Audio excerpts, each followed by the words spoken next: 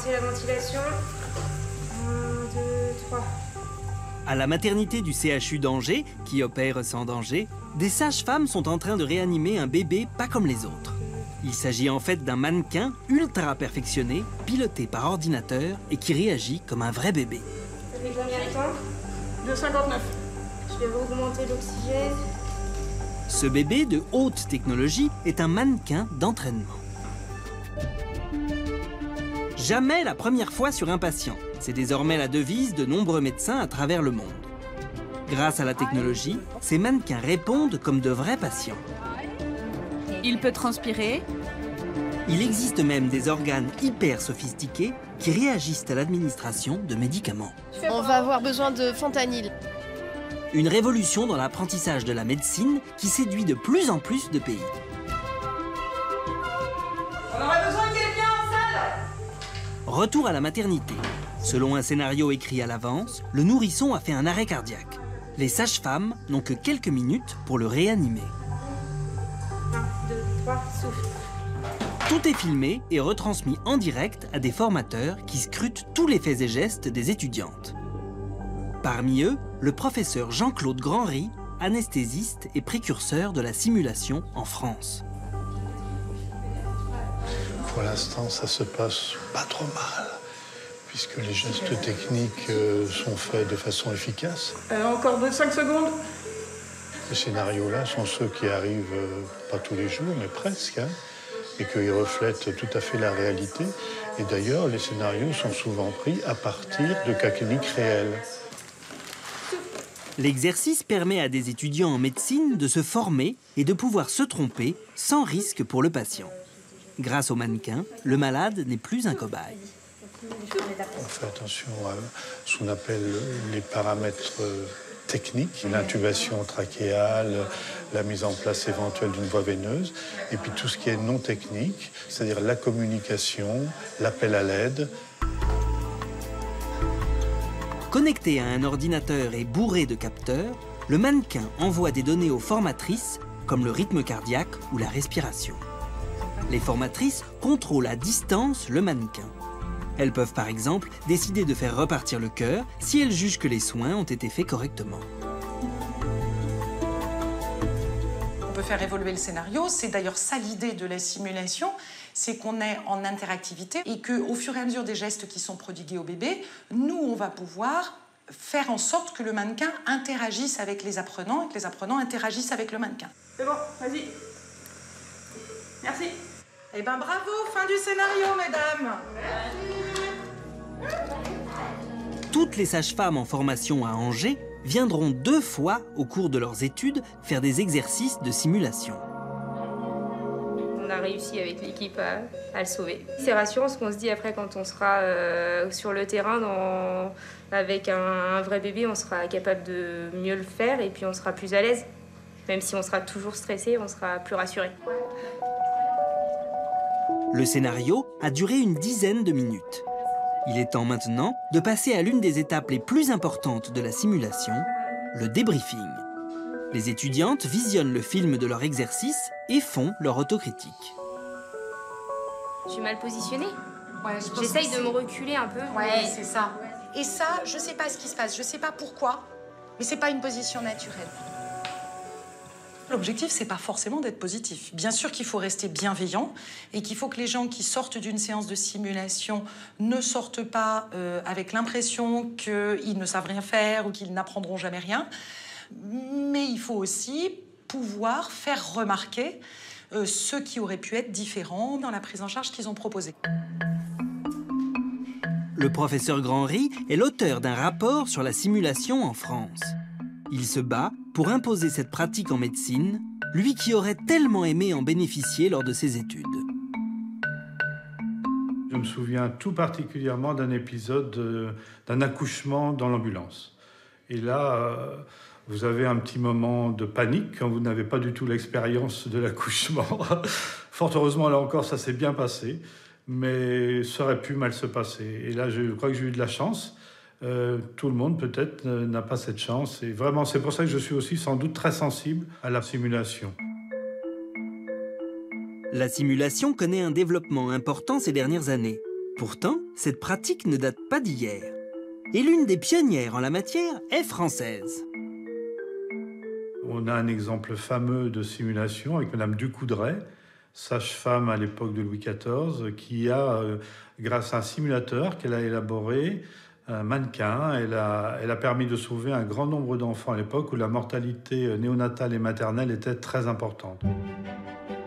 Ce mannequin en chiffon permettait d'enseigner l'obstétrique aux matrones, des femmes d'âge mûr qui n'avaient alors aucune formation quand elles encadraient des accouchements. On est bien loin aujourd'hui de cette ravissante poupée en tissu. Les mannequins hyper sophistiqués actuels peuvent coûter jusqu'à 80 000 €.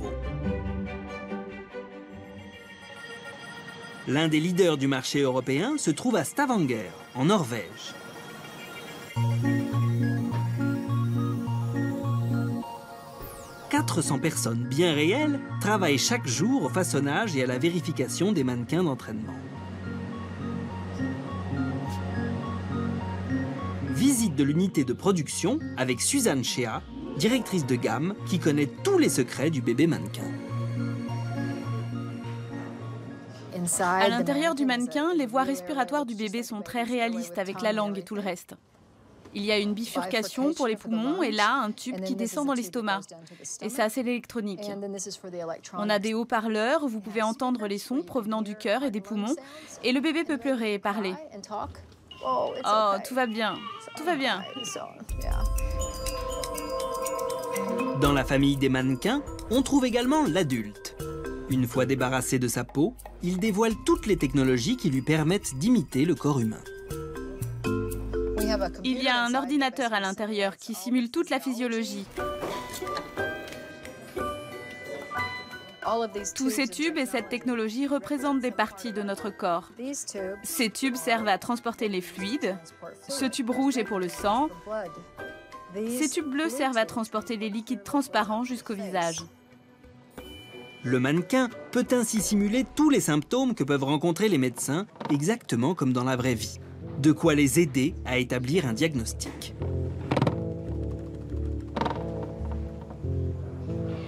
Il peut transpirer, il a de l'eau qui sort et il transpire. Il cligne des yeux, il réagit aussi à la lumière et à l'obscurité. Ses pupilles se dilatent ou se contractent. Et ce n'est pas un gadget. Une pupille dilatée est l'un des symptômes d'une atteinte grave au cerveau, comme un saignement.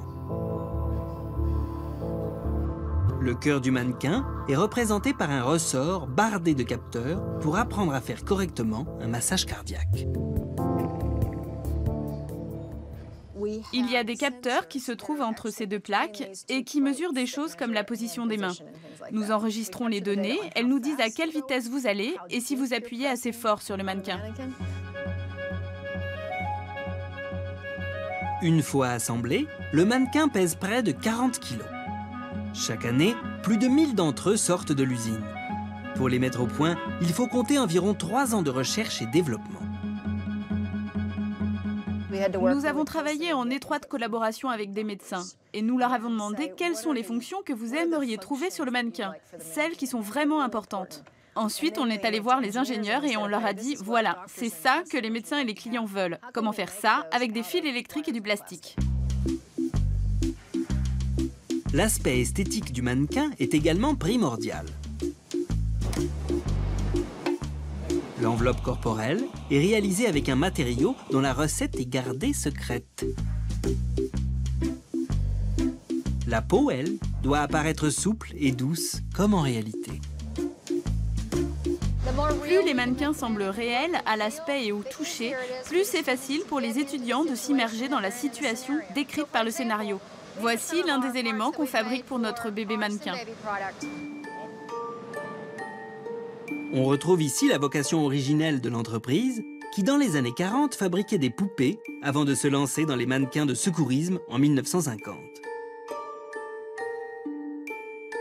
Ces mannequins rudimentaires n'ont pas vraiment évolué en 50 ans jusqu'à l'arrivée du premier simulateur patient en 2000. C'est à ce moment-là que le professeur Grandry a commencé à s'intéresser à la simulation. À plusieurs reprises, je me suis aperçu que certains patients souffraient de façon inutile. et qu'on aurait pu éviter cela. Pour éviter de prendre les patients comme cobayes, il est possible de s'entraîner à des gestes particulièrement douloureux pour eux sur des portions de corps. Âme sensible, s'abstenir. La pose d'une voie veineuse centrale dans le cou, par exemple, qui permet d'administrer des médicaments très rapidement, est un geste à réaliser une vingtaine de fois avant d'y parvenir. Sans mannequin, les 20 tentatives se font directement sur le malade. Pour le professeur Grandry, cela pose la question de l'éthique. Aïe ? Eh bien, comme tous les gestes dits techniques un peu agressifs, comme la ponction lombaire, qu'il faut bien apprendre pendant ces dernières années et encore aujourd'hui, ce geste est fait la première fois directement chez le patient. Ceci, au plan éthique, me paraît tout à fait anormal. Mais les mannequins permettent de faire bien plus que de s'entraîner à des gestes techniques. Aujourd'hui, grâce à eux, on peut même voir comment réagit un organe à l'administration d'un médicament. C'est le cas en Allemagne, au centre de simulation de Mayence, avec le Test Chest. Une machine hyper sophistiquée dont le logiciel permet de reproduire toutes les fonctions d'un vrai poumon. Tout commence par une simulation d'accident. Le cycliste est pris en charge par l'anesthésiste Martina Heinrichs. Qu'est-ce qui s'est passé? Allô? Oui? Allô? Oui, vous m'entendez? Il a une blessure au thorax. Il faut vite s'en occuper. Le patient est transporté à l'hôpital en ambulance et l'administration de médicaments commence immédiatement, comme ce serait le cas dans la vie réelle. On va avoir besoin de fentanyl et du propofol, s'il vous plaît. Installé en salle de réanimation, le mannequin est raccordé à une boîte métallique. C'est le poumon électronique conçu en partie par Wolfgang Heinrichs. Ensuite, le logiciel du poumon entre en action. Nous pouvons agir sur les voies respiratoires, sur la respiration, sur la circulation sanguine, etc. Là, par exemple, j'ouvre les paramètres des voies respiratoires. Ici, on peut ajuster le gonflement de la langue.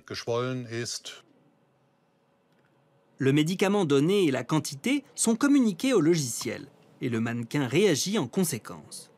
Les équipes en formation peuvent ainsi voir si elles ont donné les bons médicaments. Cela modifie les paramètres du test chest. Le résultat apparaît clairement sur le moniteur respiratoire. Pour corser un peu le scénario, le mannequin va faire une réaction allergique à l'un des médicaments. Il a certainement un spasme bronchique. Le symptôme est subtil, la respiration est plus difficile, mais le personnel soignant doit savoir le détecter. La réaction allergique n'apparaît pas très souvent, mais quand c'est le cas, elle peut être mortelle. Il est donc important de l'avoir vue et identifiée au moins une fois sur le simulateur. Quand on y a déjà été confronté une première fois, on sait le reconnaître quand cela arrive pour de vrai. On peut traiter le patient plus rapidement et le sauver. Grâce aux bonnes réactions de l'équipe, le patient est tiré d'affaire et cela en seulement quelques heures, au lieu de 3 semaines nécessaires dans la vie réelle. Car l'autre prouesse de ce logiciel, c'est de permettre aux médecins de simuler un traitement sur le long terme en un temps record. Grâce à cette machine capable de simuler le temps, on peut simuler en 4 heures un séjour de patient qui durerait 2 à 3 semaines.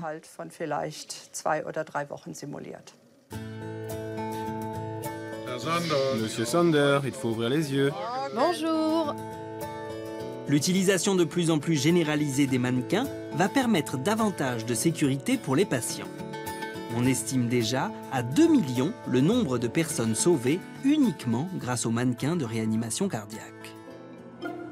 Sur arte.tv/futurmag, les vétérinaires aussi vont pouvoir bientôt s'entraîner avant de pratiquer.